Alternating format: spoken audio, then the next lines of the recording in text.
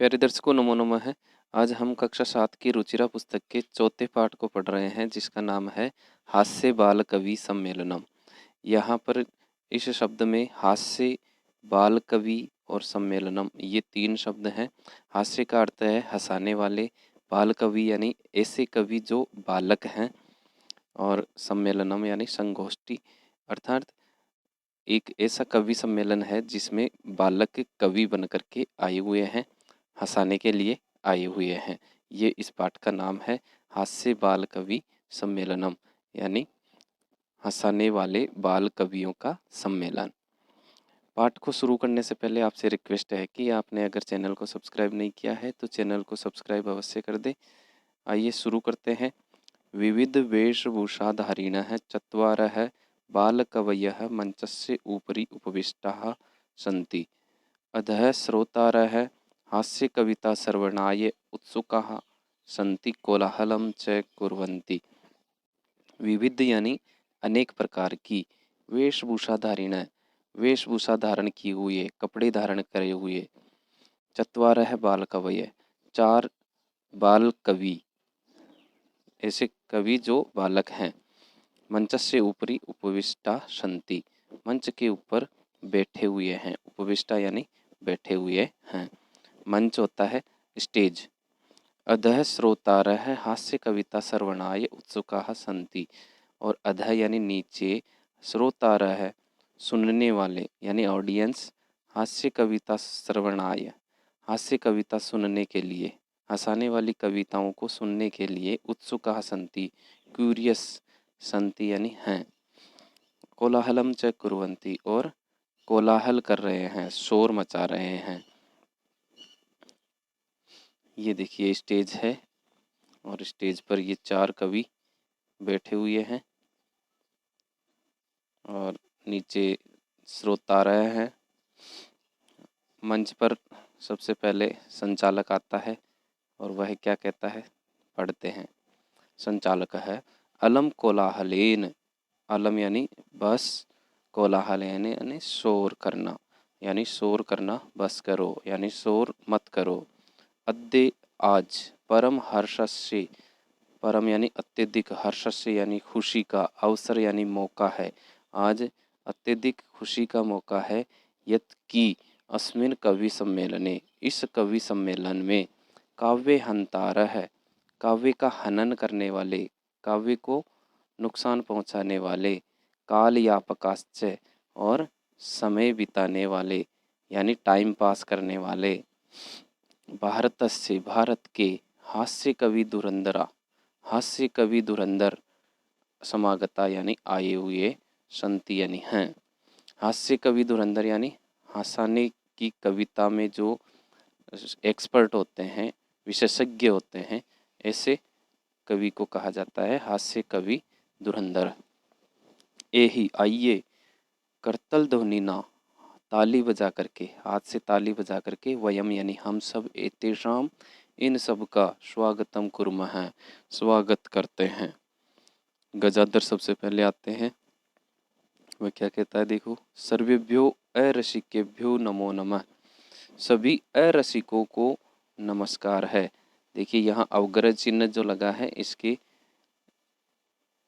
मतलब है इसमें अ है, तो अरसिकेभ्य, अरसिक का अर्थ हो गया जो आनंद नहीं लेते हैं, यानी नीरस हैं। तो उसने आते ही एक व्यंग्य किया कि सभी अरसिकों को, यानी जो सभी जो लोग नीरस हैं उन सबको मेरा प्रणाम है। सभी नीरस लोगों को प्रणाम है, जो कोई रुचि नहीं लेते, सम्मेलन, कवि सम्मेलन में जो रुचि नहीं लेते, मज़ा नहीं लेते, उनके लिए मैं प्रणाम करता हूँ। ऐसा उसने आते ही कहा कि सभी अरसिकों को मेरा प्रणाम। प्रथमम तावत, सबसे पहले, अहम यानी मैं, आधुनिकम वेद्यम, आधुनिकम वेद्यम, आधुनिक यानी मॉडर्न, वेद्यम यानी डॉक्टर, मैं आजकल का जो डॉक्टर है उसको, उद्देश्य, उद्देश्य यानी टारगेट करके, स्वकीयम अपना, काव्यम श्राव्यामि, कविता श्रावयामी यानी सुना रहा हूँ। मैं जो आधुनिक डॉक्टर होता है, मॉडर्न डॉक्टर जो होता है, उसके ऊपर आपको कविता सुना रहा हूँ। वेद्यैराज नमस्तुभ्यं यमराज सहोदर यमस्तु हरति प्राणान वेद्यः प्राणान धनानि च। वेद्यराज, हे वेद्यराज, हे डॉक्टर साहब, नमस्तुभ्यम, आपको नमस्कार है। तुभ्यम यानी तुम्हें, नमः यानी नमस्कार। ये दो शब्द हैं, स की जगह पर क्या हो जाता है, विसर्ग हो जाता है, स का विसर्ग हो जाता है, तो नमः तुभ्यम दो शब्द हैं। तो हे डॉक्टर साहब, आपको प्रणाम है। यमराज सहोदर है, आप यमराज के भाई हैं।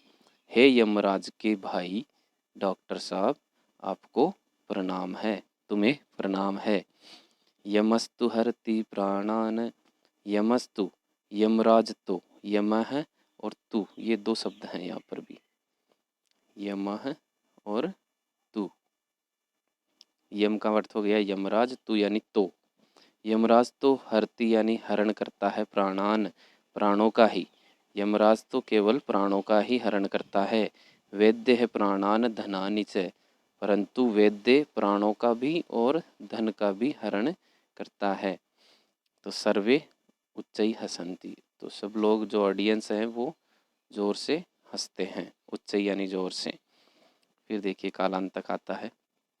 अरे वेद्यास्तु सर्वत्र परंतु न ते मादृशा कुशलाः जनसंख्या निवारणे। अरे डॉक्टर तो सब जगह है, वेद्यास्तु वेद्य तो सब जगह हैं, परंतु न ते मादृशा कुशलाः जनसंख्या निवारणे, परंतु वे मेरे जैसे नहीं हैं जनसंख्या निवारण में, यानी जनसंख्या निवारण में मेरी तरह वो एक्सपर्ट नहीं हैं, कुशल नहीं है, निपुण नहीं है। ममापि काव्यम इदम शृण्वन्तु भवन्तः, मेरा भी काव्य यह सुनिए भवन्तः, आप सब लोग मेरी भी इस कविता को सुनिए। वो क्या कहता है, चितां प्रज्वलितां दृष्ट्वा वेद्यो विस्मयम् आगतः, नाहं गतो न मे भ्राता कस्येदं हस्तलाघवम्। चिताम, चिता होती है शमशान घाट में जब सबको जलाया जाता है, उसको चिता कहते हैं। तो जलती हुई, प्रज्वलिताम यानी जलती हुई, चिताम यानी चिता को, दृष्टवा यानी देख करके, वेद्य विस्मयम आगता है, डॉक्टर विस्मयम आगता है। विस्मय मतलब होता है आश्चर्यचकित होना, सरप्राइज होना। आगता है हो गया। जलती हुई चिता को देख करके डॉक्टर वैद्य आश्चर्यचकित हो गया। और क्या कहा उसने, ना हम गतो न मैं भ्राता, उसने कहा कि न तो मैं गया और न मैं भ्राता, न मेरा भाई यमराज। भ्राता किसके लिए है, यमराज के लिए, क्योंकि डॉक्टर ने सोचा कि न तो मैं गया और न मेरा भाई यमराज गया। कस्से इदम हस्तलाघवम, तो ये हाथ की सफाई किसकी है, ये काम किसने किया है। हस्तलाघव में हाथ की सफाई, ये कार्य किसने किया है। यानी डॉक्टर भी प्राणों को हरता है और ये यमराज भी प्राणों को हरता है। तो जलती हुई चिता को देख करके डॉक्टर आश्चर्यचकित हुआ। सर्वे पुनः हसंती, फिर सभी लोग हंसते हैं। अगला हंसाने वाला कवि है तुंदिल है, तोंद वाला। तुंदस्य ऊपरी हस्तम आवर्तयन, तूंद के ऊपर, अपनी तोंद के ऊपर, हस्तम आवर्तयन हाथ आवर्तयन यानी फेरते हुए, अपनी तोंद के ऊपर हाथ को फेरते हुए, तुंदिलो अहम भो, भो यानी अरे, अहम तुंदिलो मैं तोंद वाला हूँ, ममापि इदम काव्यम श्रूयताम, मेरी भी इस कविता को सुनिए, जीवने धार्यताम च, और जीवन में धारण कर लीजिए।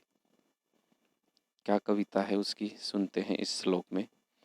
परान्नम प्राप्य दुर्बुद्धे माँ शरीरे दयां कुरु, परान्नम दुर्लभम लोके शरीराणि पुनः पुनः। परान्नम यहाँ पर प्लस अन्नम दो शब्द हैं।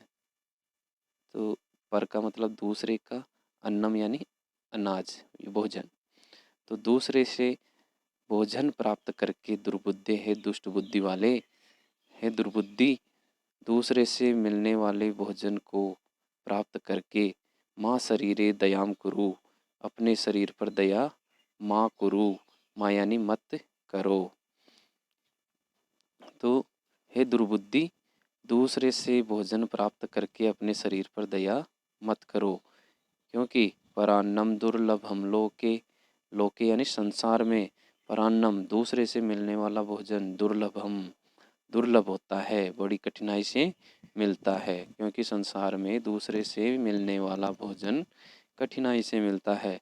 शरीराणि पुनः पुनः, शरीर तो बार बार मिलते रहते हैं, पुनः पुनः मतलब बार बार मिलते रहते हैं, शरीर तो बार बार मिलते रहते हैं, लेकिन दूसरे से मिलने वाला भोजन कम ही मिलता है। सर्वे पुनः अट्टहासम कुर्वन्ति, सब लोग फिर से अट्टहास करते हैं। अट्टहास मतलब जब जोर से खुल करके हा हा हा हा हा, रावण जैसी जो हंसी होती है उसको अट्टहास कहते हैं।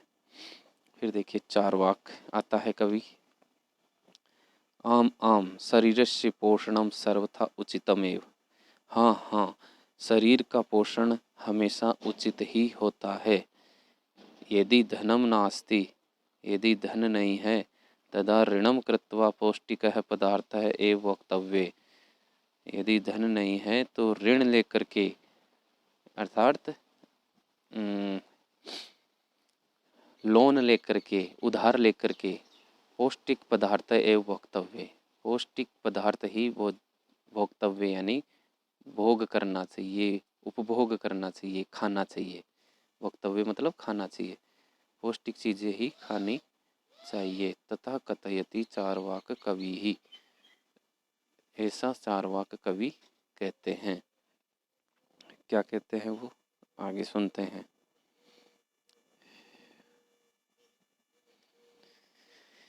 यावत् जीवेत सुखम जीवेत, ऋणम कृत्वा घृतम पिबेत। यावत् जीवेत, जब तक जिए, सुखम जीवेत, सुखपूर्वक जिए, ऋणम कृत्वा घृतम पिबेत, उधार लेकर के घृतम पिबेत, घी पीना चाहिए। घी पीने से मतलब है पौष्टिक चीज खानी चाहिए। जब तक जिए सुख से जिए, और जब ऐसा करने में अगर मनी की प्रॉब्लम आती है, पैसे की प्रॉब्लम आती है, तो उधार लेकर के पौष्टिक चीज़ें खानी चाहिए, ऐसा चार्वाक कवि ने कहा है।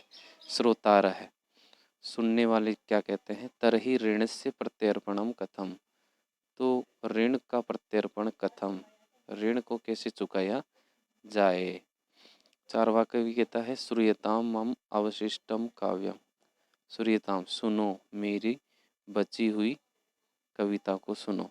जब श्रोताओं ने कहा कि उधार लिया हुए ऋण को कैसे चुकाया जाए, उधार लिया हुआ जो पैसा है उसको कैसे चुकाया जाए, तो चार्वाक कवि कहता है कि मेरी लास्ट की पंक्ति तो सुनो। घृतम पीत्वा श्रमम कृत्वा ऋणम प्रत्यर्पयेत जनः, घी पी करके, श्रमम कृत्वा यानी पौष्टिक चीज खा के, फिर श्रमम कृत्वा मेहनत करके, श्रमम यानी मेहनत परिश्रम, ऋणम प्रत्यर्पयेत जनः मनुष्य को, ऋणम जनः यानी मनुष्य को उधार चुकाना चाहिए। काव्य पाठ श्रवणेन उत्प्रेरित है, काव्य पाठ सुनने से उत्प्रेरित है, प्रेरित होकर के। एक बालको अपि, एक बालक भी आशु कविताम रचयति, जल्दी से एक कविता को रचता है, लिखता है। हासपूर्वकम च श्रावयति, और हंसते हुए सुनाता है। क्या सुनाता है वह बालक, क्या सुनाता है, सुनिए। सूर्यताम वो, सुनो सुनो अरे, ममापि काव्यम, मेरी भी कविता सुनिए।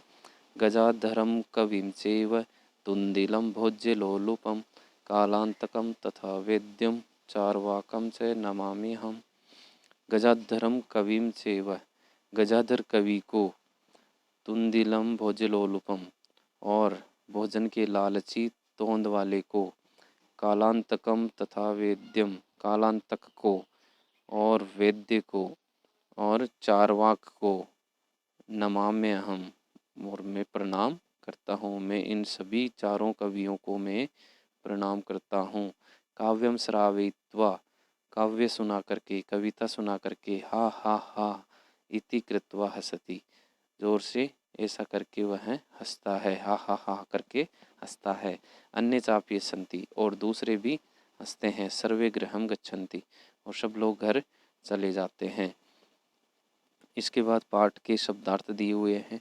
इन शब्दार्थों को आप हिंदी अर्थ या अंग्रेजी अर्थ सहित लिख लीजिए अपनी नोटबुक में।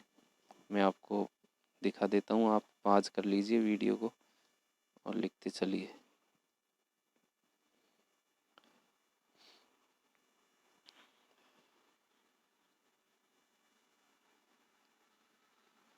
इसके बाद अभ्यास प्रश्न है। अभ्यास प्रश्नों को मैं आपको अगले वीडियो में बताऊंगा। धन्यवाद।